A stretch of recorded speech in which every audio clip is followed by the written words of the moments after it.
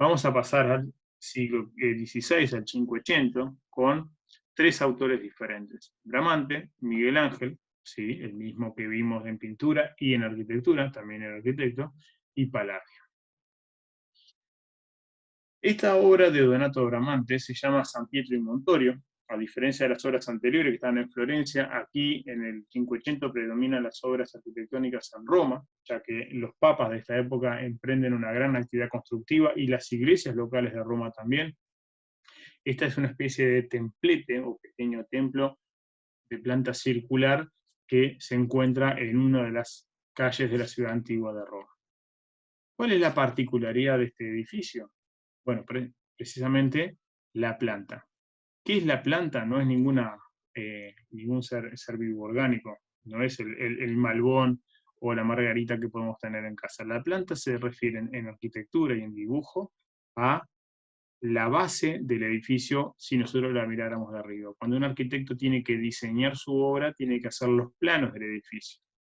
Cuando yo miro los planos de un edificio, lo que estoy viendo es, cuando miro la base, lo que estoy viendo es la planta. Esto es como si yo mirara desde arriba el edificio y le sacara el techo y todos los demás elementos. Y lo que vemos aquí, de vuelta, es claramente qué cosa. El principio de simetría. ¿Qué ocurre? Lo que tengo de este lado aparece exactamente o casi exactamente replicado en este. Contemos, por ejemplo, la cantidad de columnas de un lado y del otro. Lo mismo si yo trazo este otro eje. Y lo mismo si yo trazo este otro eje. Y así sucesivamente con todo. De hecho, yo puedo trazar muchísimos ejes de simetría en una circunferencia como esta, porque creían que la circunferencia era la forma más perfecta para poder representar, porque entre otras cosas, desde el punto de vista matemático, tiene infinitos ejes de simetría. Obviamente que en este caso no pueden haber infinitos, porque lo que tenemos son elementos finitos, como por ejemplo las columnas, o estos nichos que vemos aquí del lado de afuera, que no son más que esto que vemos acá, ¿sí? Lo que vemos aquí es la puerta principal, que está acá, que está cerrada. Y luego lo que viene es un nicho con una concavidad, ¿no? Curva. Y luego, aquí tapado por la columna, lo que vemos es otro nicho, pero con esta concavidad recta. Y luego viene otro que es curvo. Luego viene una puerta que también es recta. Luego viene un curvo, luego uno recto, luego un curvo. ¿Y qué es eso? Proporción también. Relaciones matemáticas. Uno curvo, uno recto, uno curvo, uno recto. Son ritmos de construcción que mantienen 1, 1, 1, 1, 1, 1. Y en la planta superior, con los nichos, ocurre lo mismo. Tengo este curvo, este recto, este curvo, este recto, y así sucesivamente. Si no se encuentra ese orden de, eh, de proporcionalidad 1, 1, 1, 1 o 1, 2, 1, 2, de eso depende de cada artista, técnicamente la obra sería fea. Por eso que decimos que este es un ejemplo típico también del Renacimiento. ¿Bien? Bien. ¿Qué podemos decir de este edificio? Este es quizás, quizás la iglesia más famosa del mundo, es la Basílica de San Pedro del Vaticano. Aquí es donde vive, más bien vive al costado, en los palacios que están aquí al costado, pero aquí es donde más bien trabaja el Papa, dentro de la ciudad de Roma.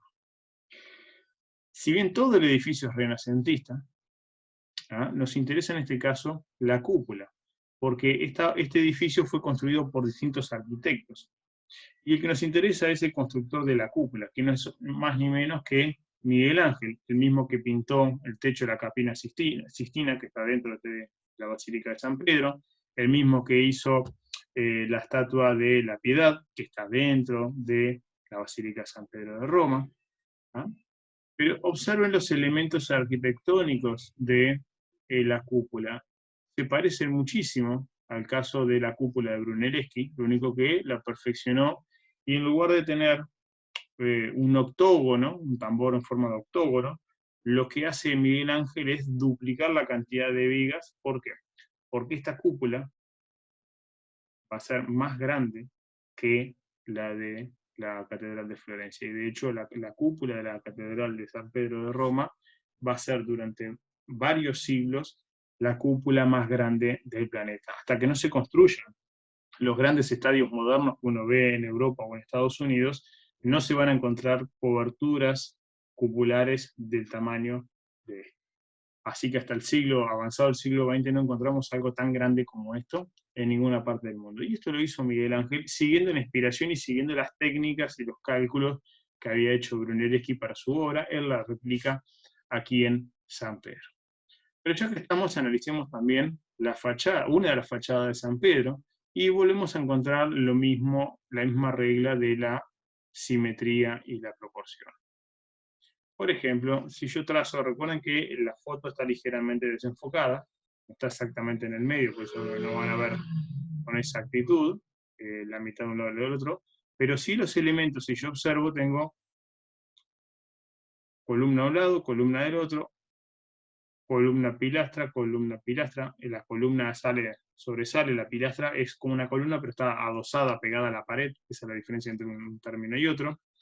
Luego tengo columna, columna, pilastra, pilastra, pilastra, pilastra.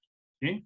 Y arriba con las ventanas también, yo mantengo los mismos elementos y además en cierta proporcionalidad. Ventana cuadradita chica, ventana rectangular, ventana cuadrada chica, ventana rectangular más grande. Y lo mismo para el otro lado. E incluso si observamos las estatuas que están aquí decorativas, si bien no son exactamente iguales, la cantidad que hay de cada lado sí son exactamente iguales. Desde esta que es la estatua principal, hay una a cada lado, luego un grupo de dos, una estatua individual, otra estatua individual, aquí otra estatua individual, y aquí lo mismo. ¿Sí? Incluso hasta, con estos dos cupulites que vemos acá al costado, todo está marcado por este principio de simetría y proporción. Recuerden, la simetría es tratar de representar lo más exactamente posible un lado que del otro, la proporción es establecer reglas matemáticas entre una parte y la otra, que pueden ser el ritmo de una ventana chica, una ventana grande, ventana chica, ventana grande, o decir, bueno, esto es la mitad de lo otro, o esto entra 3 veces en lo otro, o esto sigue la regla áurea, que es un número aproximado a 1,6 veces, es decir, esto es 1,6 veces más grande que lo otro. Ese tipo de proporciones son las que se buscan representar en estas obras. Para finalizar, vamos a ver un ejemplo de arquitectura civil, porque lo que veíamos hasta este momento habían sido templos religiosos. Y es la obra llamada Villa Rotonda, construida por el arquitecto italiano Andrea Palladio. ¿Sí? Recordemos que Andrea en italiano es nombre masculino, ¿sí? Un arquitecto. Y la característica fundamental que vemos acá es, de vuelta, simetría y proporción. Pero en este caso la simetría llevada al extremo. ¿Por qué? Si observan bien, cada una de las 4 caras de este edificio es exactamente igual. Es decir, es perfectamente simétrica en la fachada norte-sur como la este-oeste. Las 4 son exactamente iguales y tenemos entonces un doble juego de simetría. Y lo mismo en la proporción de cada uno de sus elementos, que se observan aquí. Pero fundamentalmente lo que más se observa en esta obra es la simetría perfecta de sus 4 lados. Por eso que es famosa hasta ahora. Más allá de que su cúpula no parece tan tradicional como las que vimos anteriormente, todos los demás elementos, los frontones característicos de esta obra clásica, las columnas, en estilo jónico, las escalinatas, las estatuas, las ventanas y la puerta, todos con frontones chiquitos, incluso hasta las chimeneas son simétricas, una de este lado, una de este otro, todo está pautado por esta serie de elementos.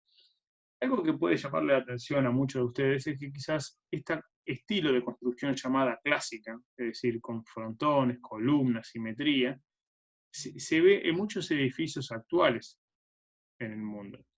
La Casa Blanca en el gobierno de los Estados Unidos, donde vive el presidente, el Palacio Legislativo de Uruguay, hay muchos edificios públicos que siguen estos ejemplos de buscar la perfección a través de estas proporciones matemáticas y sobre todo incorporar estos elementos que son de origen griego y que los renacentistas los retoman. Columnas, pilastras, frontones, que son estos triángulos de aquí, y toda la estatuetaria de ornamentación, o sea, de adorno.